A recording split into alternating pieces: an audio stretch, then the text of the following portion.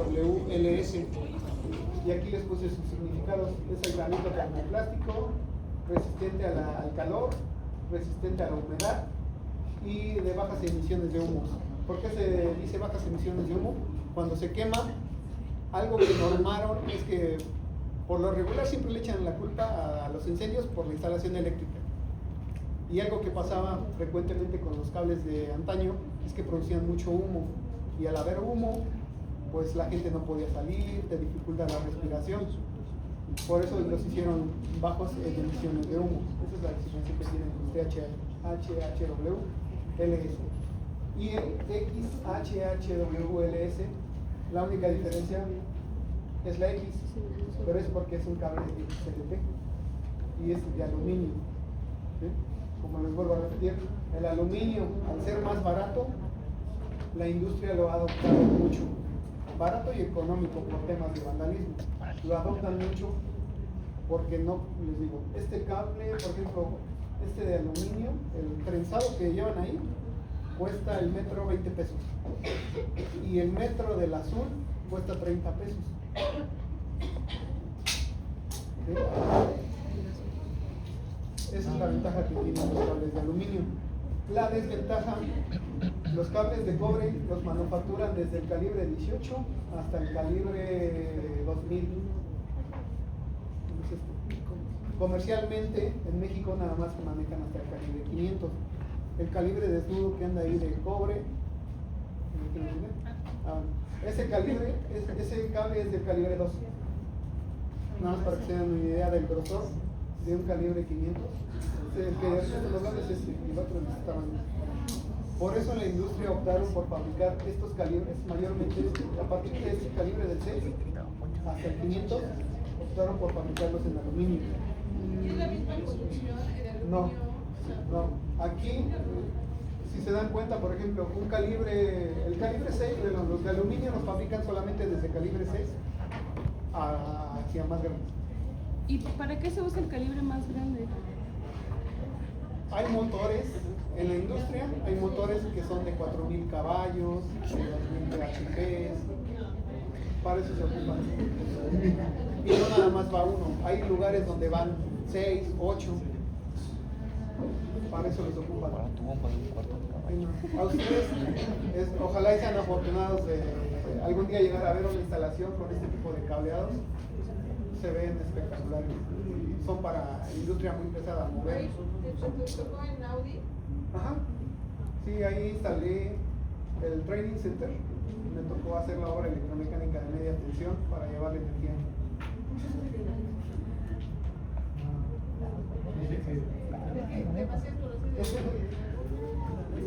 Bueno, me preguntabas. Ah, no, pues, o sea, ya me ¿Por qué los respondió. fabricaban hasta ese calibre? ¿O dónde los usaban? Bueno, el aluminio, si se dan cuenta, o nunca han visto agarrado algo de aluminio y lo han doblado mucho, se rompe más fácil que el cobre. Por eso los fabrican desde el calibre 6, porque si lo fabricaran más delgado, el cable se rompe, se troza muy rápido. A partir del calibre 6 ya lo fabrican. La conductividad no es la misma. Un cable, por ejemplo, un calibre 12, vamos a ver uno que hay en aluminio. Un calibre 12 en aluminio conduce 95 amperes. En aluminio conduce 75. Es casi un 25% menos de capacidad de conductividad. Pero en costo es casi un 70% de ahorro.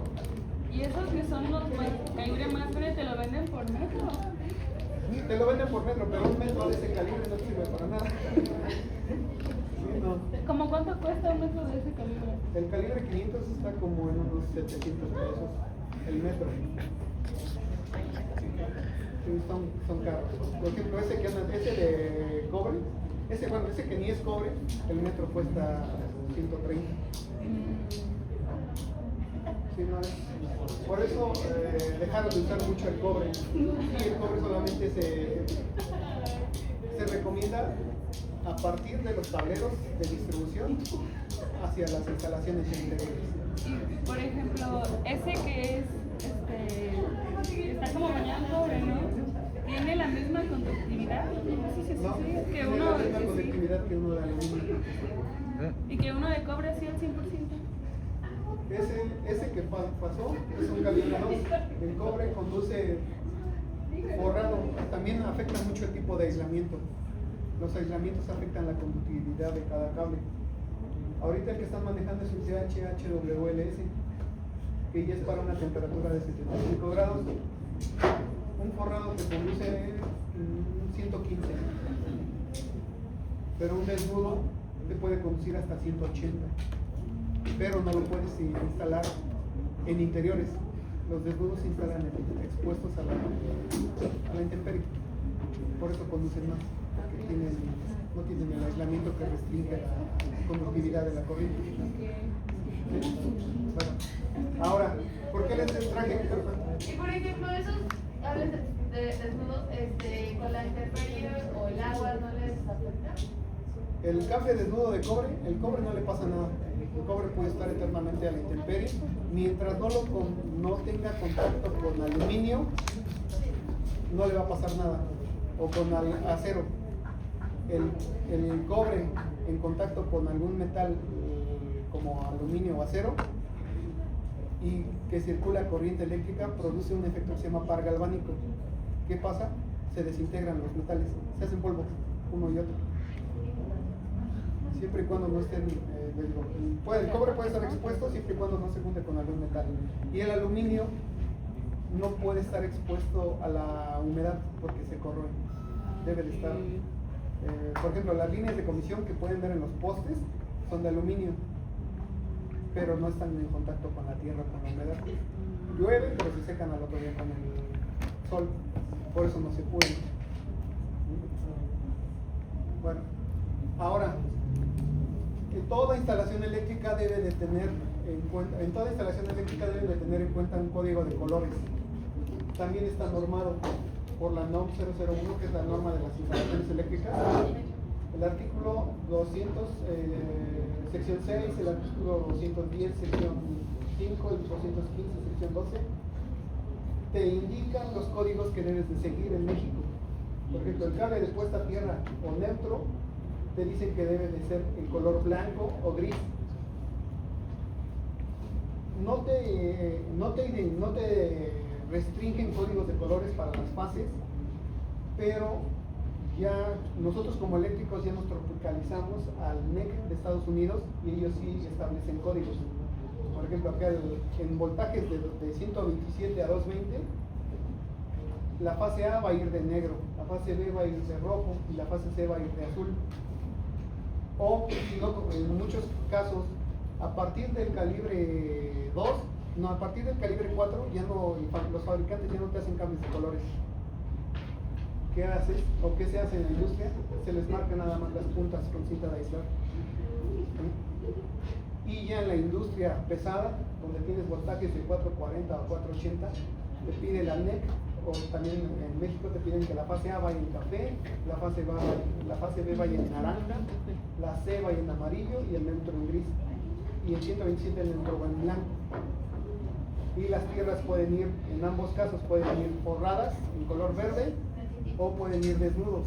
Por eso les traje los cables en colores, para que puedan ver por qué se piden colores en las instalaciones eléctricas. Y es muy importante que siempre tengan cuidado en eso, que su electricista cuide eso, porque para realizar reparaciones, si nada más meten un color o meten cables incorrectos, pueden llegar a causar cortocircuitos. Y si apenas están haciendo la instalación y no pusieron las protecciones adecuadas, toda su instalación se puede dañar. ¿Sí? Porque si tú juntas una fase A con un cable de fase A con fase A, no va a pasar nada. Pero si juntas un cable de fase A con fase B o neutro o tierra, van a provocar un cortocircuito. Por eso es la importancia de seguir el código de colores y que ustedes vean que sí hay una normativa por el cual existen cables de colores. ¿Sí? ¿Alguna duda con esto? Bueno, también, no sé si les pase la presentación, pero les dejé esta tabla para que ustedes puedan ver. Esto es para que se ayuden. No se debe de realizar un cálculo, pero les puede servir para que se den una idea cuando hagan una proyección rápida.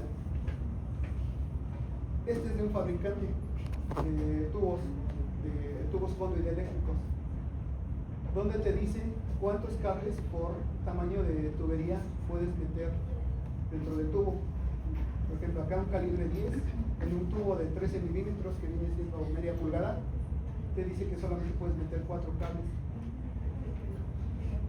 Un cable de un 0 en un tubo de media pulgada no cabe. Un cable de 3/4, en un tubo de 3/4 no cabe. En un tubo de 1 pulgada no cabe. Acá te dice que sí caben 2 cables en un tubo de 1/4. ¿Sí? Esta tabla les puede ayudar para que ustedes se guíen, pero solamente se guíen, no se dejen llevar por esta tabla, porque para eso se tiene que hacer un cálculo. Todos los cables tienen diferentes aislamientos, como se pudieron dar cuenta. El de aluminio viene con un aislamiento muy robusto y los de cobre vienen con un aislamiento muy ligero, más delgado.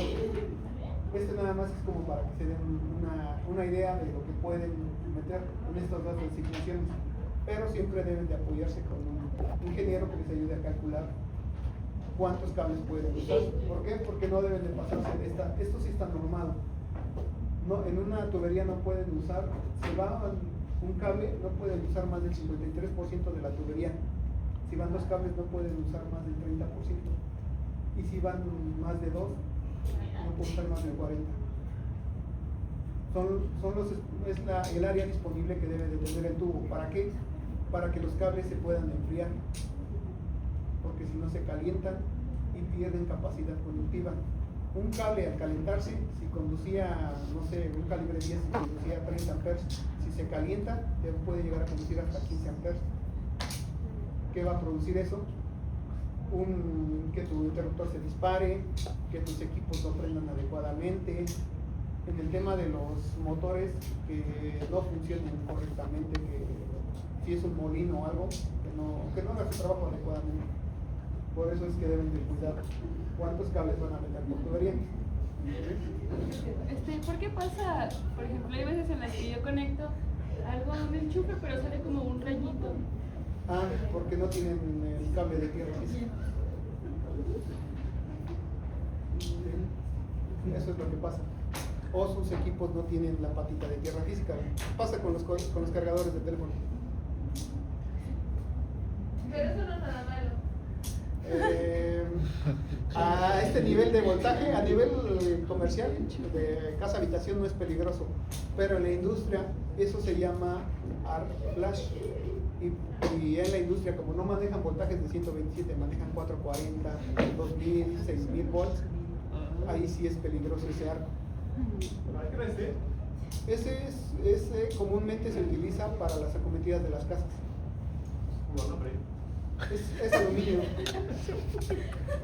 Y es porque es aluminio, porque es más barato y no se lo van a robar. Por eso lo ponen así. Por eso inventaron los cables de aluminio, por el vandalismo.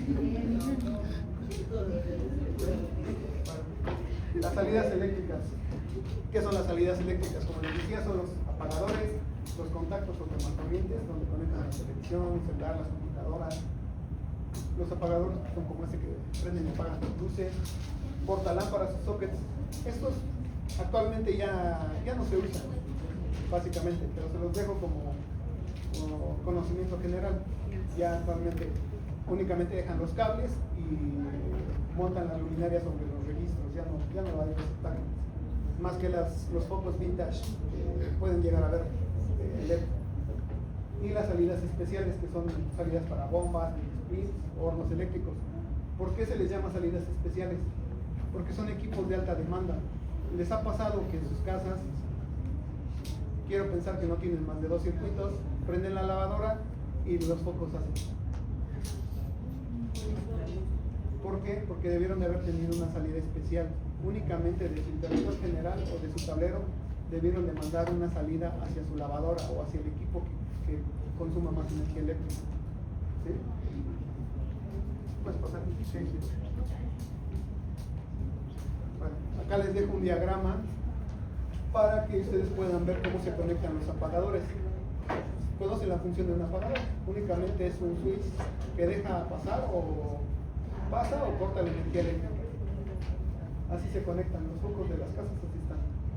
Baja la fase de la caja de registro hacia el apagador y este cable se le llama cable de retorno y ya se conecta el foco. Esto lo único que hace es dejar pasar o cortar el suministro de energía eléctrica. Esa es la función que tienen estos apagadores. Este apagador es un apagador. Este es un apagador sencillo. ¿Bien? Este es el apagador. Un apagador de escalera. ¿Por qué se le denomina de escalera o coloquialmente de escalera? Cuando su nombre correcto es de 3 vías. ¿Por qué? Porque eran para el uso de las escaleras. Cuando tú llegabas a tu casa, si tienes que subir una escalera, prendías la luz para no tropezarte, llegabas a la parte superior y desde arriba lo apagabas. Ya no corrías riesgo. Esta es su conexión.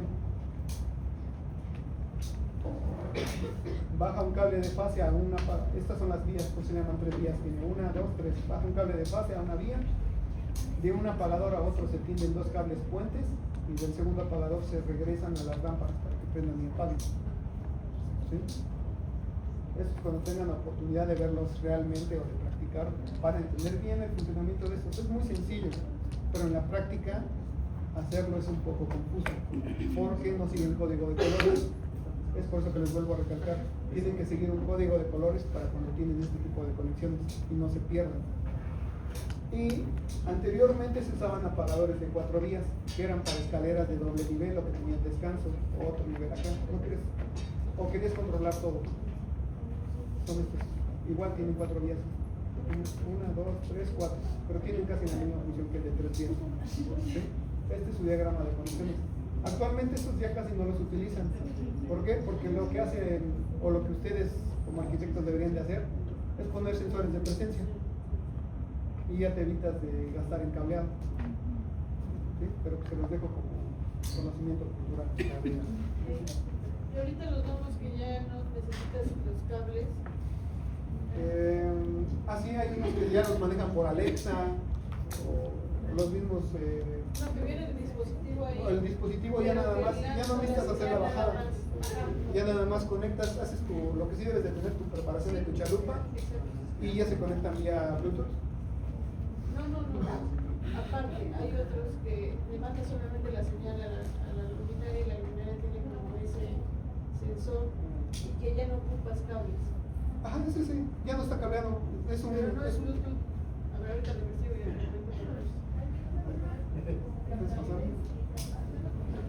Sí, es recomendable que ustedes como arquitectos también se vayan actualizando en ese tipo de dispositivos, porque también al usuario ya le gusta mucho tener tecnología en su casa. Me pasó en un proyecto de Lomas, donde todos los departamentos ya no, que el arquitecto me dijo, yo ya no quiero esos cableados, méteme apagadores de señal. Si te evitas hacer las bajadas, solamente alimentas los cables y todos son, ni de botón son de presencia, nada más le pasabas la mano, o eran de comando de voz, o los ponías apagados con tu teléfono. ¿Sí? Tengan ya la innovación o el interés de innovar en ese tipo de accesorios que le dan el confort al usuario final. Y por ejemplo, esos apagadores o luminarias con sensor, no hay opción ya de apagarlas manualmente. No. Si se te llegan a averiar, hay de dos. O tienes que cambiar toda la lámpara, o tienes que cambiar el apagadorcito. Sí, esa es la desventaja. Que si se te averían, tienes que cambiar todo el dispositivo. Si son de buena calidad, te piden garantía de 10, 20 años. Si son de los de Trooper o los que venden acá en el centro, créeme que no te van a durar más de un año. ¿Sí? Hay que tener también cuidado cuando proyecten. Ustedes si se llegan a especializar en el tema de diseño de iluminación, ahí se van a encontrar todo ese tipo de equipos. ¿Sí? Es apagador cinético. Ajá, son los de Zigbee, que funcionan vía Bluetooth. Bueno, estos son los portalámparas que les decía. Estos ya casi nadie los... Bueno, en las casas todavía los llegan a encontrar, pero los proyectos creo que están descartados. No sé, ¿a quién como arquitecto le va a gustar poner estos en su proyecto? No, ¿verdad? Los sockets pues únicamente los utilizan para este tipo de lámparas, este tipo de decoraciones. ¿Sí? Y eso era lo que les quería enseñar. ¿Por qué dejar los botes integrales? Porque estas son las lámparas que actualmente utilizan en sus proyectos. Las lámparas empotradas, ya que no sobresalen, que quedan a nivel del plafón o de la losa. ¿Sí? Lo único que deben de cuidar es que su bote integral sea del mismo diámetro de la luminaria que van a meter. ¿Sí? Y pues así quedan sus luminarias actualmente que utilizan. Selección de conductores. Bueno, con todo lo que les acabo de decir, les quería yo enseñar este ejemplo de un sembrado de luminarias, ¿no?